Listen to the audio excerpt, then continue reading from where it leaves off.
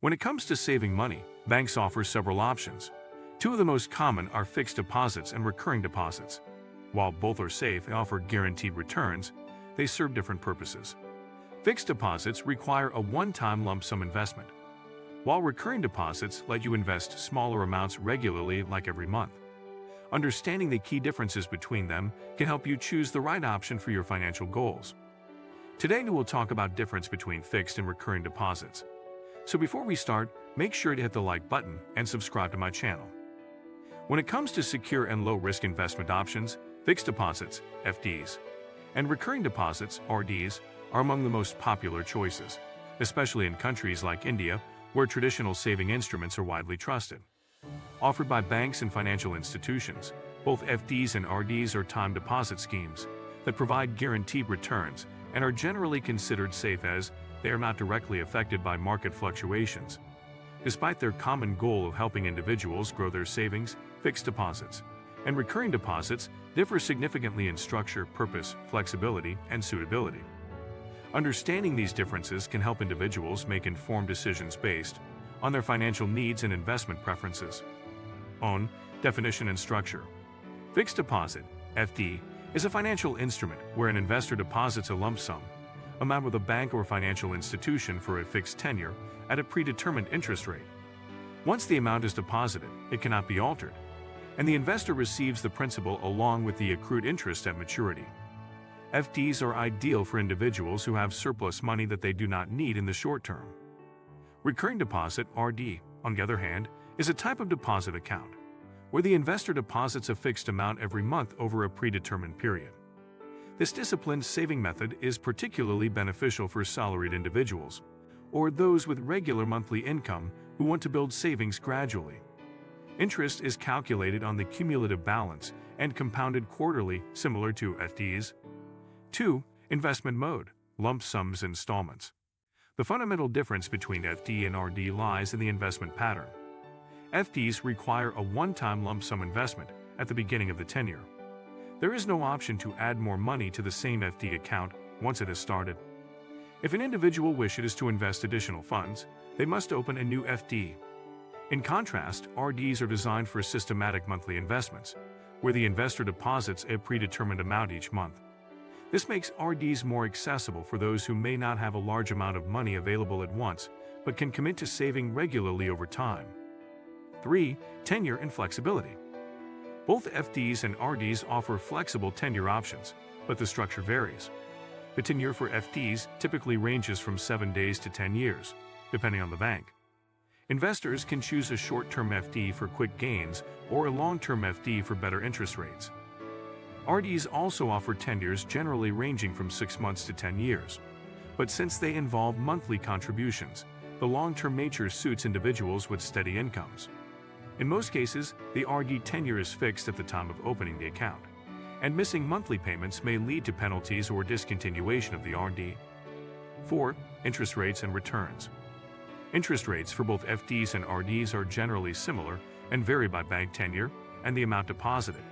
However, since FDs involve a lump sum deposit, the entire amount earns interest from day one, resulting in higher total returns compared to RDs for the same tenure and interest rate.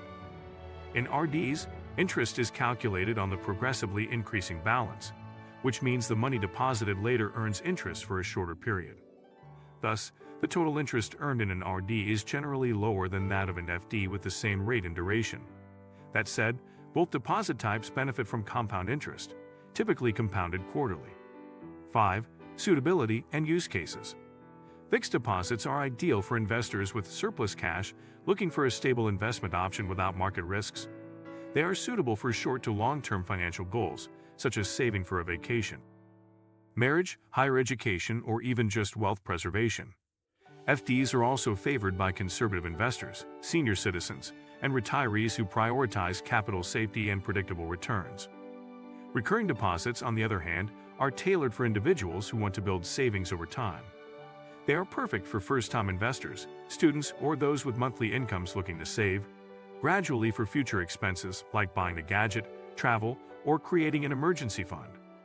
RDs also help inculcate financial discipline as they require regular monthly contributions. 6. Premature withdrawal and liquidity.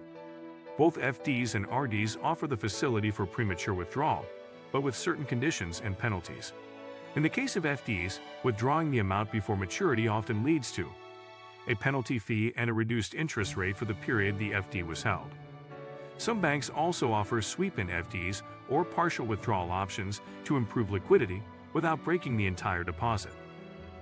RDs also allow premature closure, but again, the interest paid will be lower than the contracted rate, and a penalty may apply.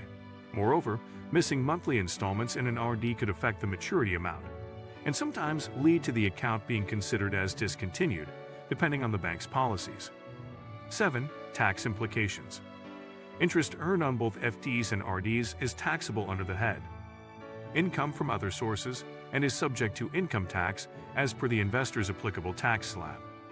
Additionally, banks are required to deduct tax deducted at source, TDS, if the total interest earned from FDs and RDs exceeds Rs 40,000, Rs 50,000 for senior citizens in a financial year. However, investors can submit Form 15G or 15A to the bank to avoid TDS deduction if their total income is below the taxable limit. Also, under Section 80C of the Income Tax Act, a tax benefit is available only for 5-year tax-saving fixed deposits, RDs. 8. Loan against deposit. Both FDs and RDs can be used as collateral to secure loans or overdrafts, which helps in meeting urgent financial needs without breaking the deposit. Banks usually offer loans up to 90 to 95% of the deposit value at an interest rate that is slightly higher than the deposit rate. This feature can be especially useful in maintaining liquidity without disrupting long-term financial planning. However, the terms may vary from bank to bank, and documentation is usually minimal as the deposit acts as security. 9. Online facilities and management. In the era of digital banking, both FD and RD accounts can be opened and managed online through internet banking or mobile apps. Investors can compare interest rates, calculate returns using FD/RD calculators, and schedule automatic debits for RDs. Many banks also offer automatic renewal of deposits, SMS/email alerts for maturity, and interest payout options like monthly, quarterly, or at maturity for FDs. RDs require a standing instruction for monthly payments, ensuring disciplined savings without manual intervention. Failure to maintain sufficient balance may result in penalties or bounced installments. 10. Senior citizen benefits. Many banks provide additional interest rates, usually 0, 25% is 0, 75% extra, on both FDs and RDs for senior citizens. This makes FDs a particularly attractive option for retirees looking for stable monthly income through interest payouts. Some banks offer specialized schemes for senior citizens with higher returns and flexible tenures, which can be a good option for retirement planning.